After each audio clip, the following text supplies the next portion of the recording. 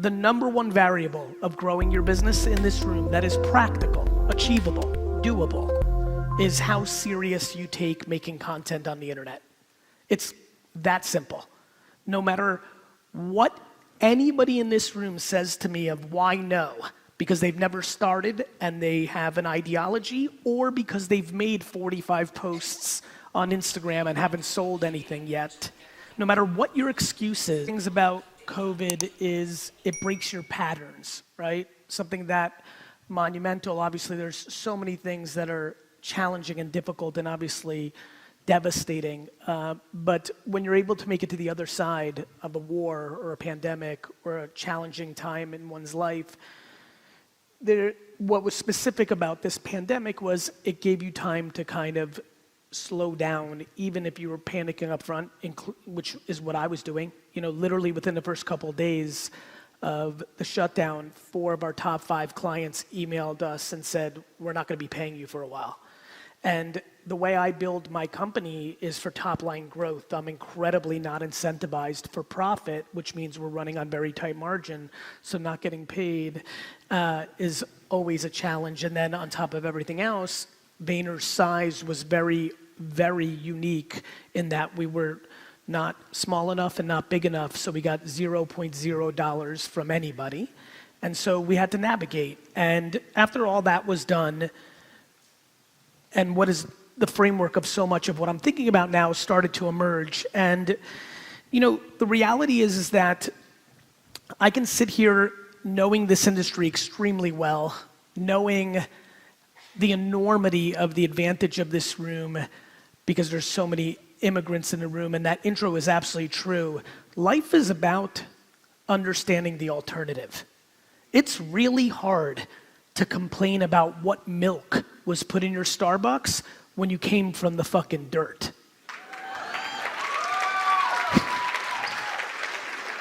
So, you know, there's a lot that we don't need to touch on in this room. I could talk about what I think you should be doing from a content standpoint, because the reality is, I promise you, the number one variable of growing your business in this room that is practical, achievable, doable, is how serious you take making content on the internet. It's that simple.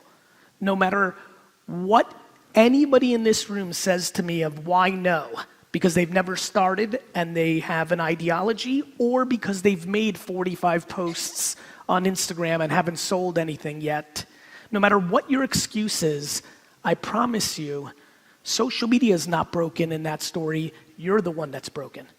It was funny, last week, someone's like, Gary, you've been talking about LinkedIn, and he showed me the posts, and he's like, it's not working. And in the post, I'm talking about making content in the feed of LinkedIn, knowing who you're trying to reach, running ads against the employees of those organizations for content in the feed. And then I ask him what he's doing, and he's spamming people by paying $100 a month for a script that just emails people on LinkedIn. That little story is something I think about every day. The ROI, I like to say, of a basketball is billions of dollars for LeBron James. It's zero for me. How one plays with the tools is the variable of success. And so we can get into the mindset, very much the intro, which was lovely, thank you, and in depth.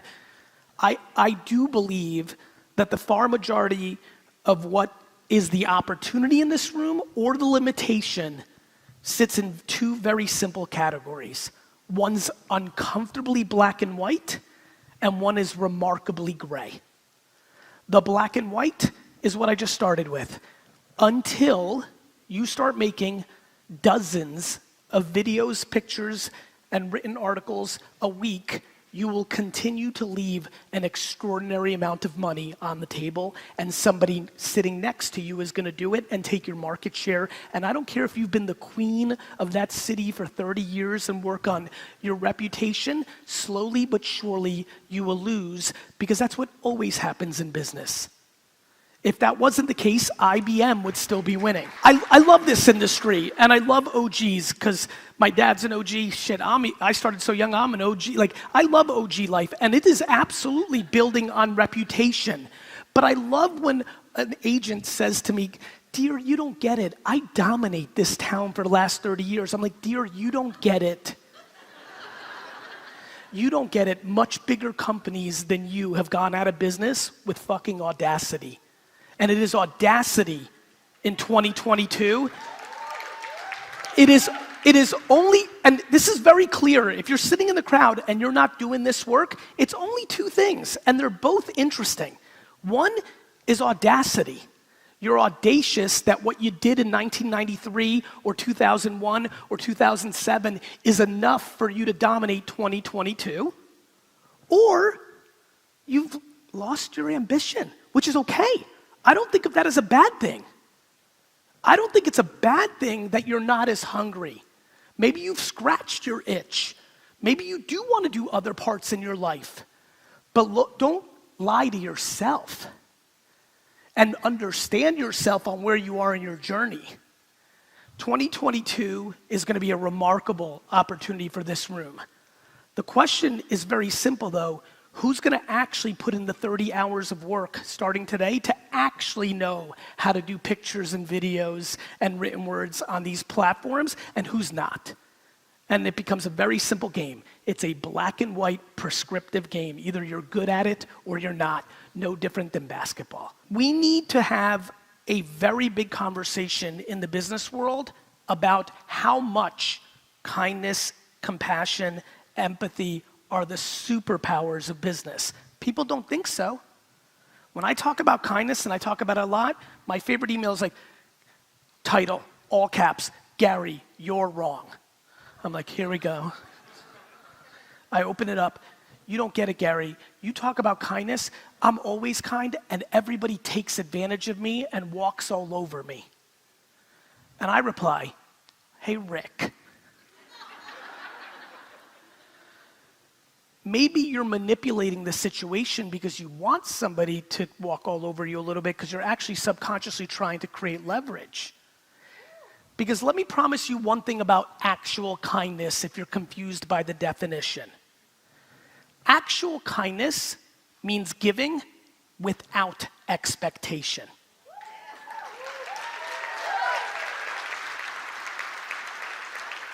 And I believe in business, what is very clear to me is people think kindness and they use kindness, but what it really is a slight version of manipulation. You're doing something with thinking something else is gonna happen. You're referring because you think you're gonna, and it's all good. It's nice to maybe think, but don't confuse that with kindness. That's called strategy. Don't say you're kind, say you're throwing out reels and trying to hope it returns. Own what it actually is. I was at a conference like this many years ago, and I had just invested in Uber. And it was the Taxi and Limo National Convention. So I'm giving my talk, and I finally throw it out there. And as you can imagine, the room wasn't thrilled with me. But it was a discussion. And all I saw was question after question, statement after statement, that was why it wasn't gonna work. And all of the answers were regulation. Gary, this is not gonna work because we're gonna pay the politicians off. Similar to how I hear car dealerships and car people talk about Tesla or direct to consumer.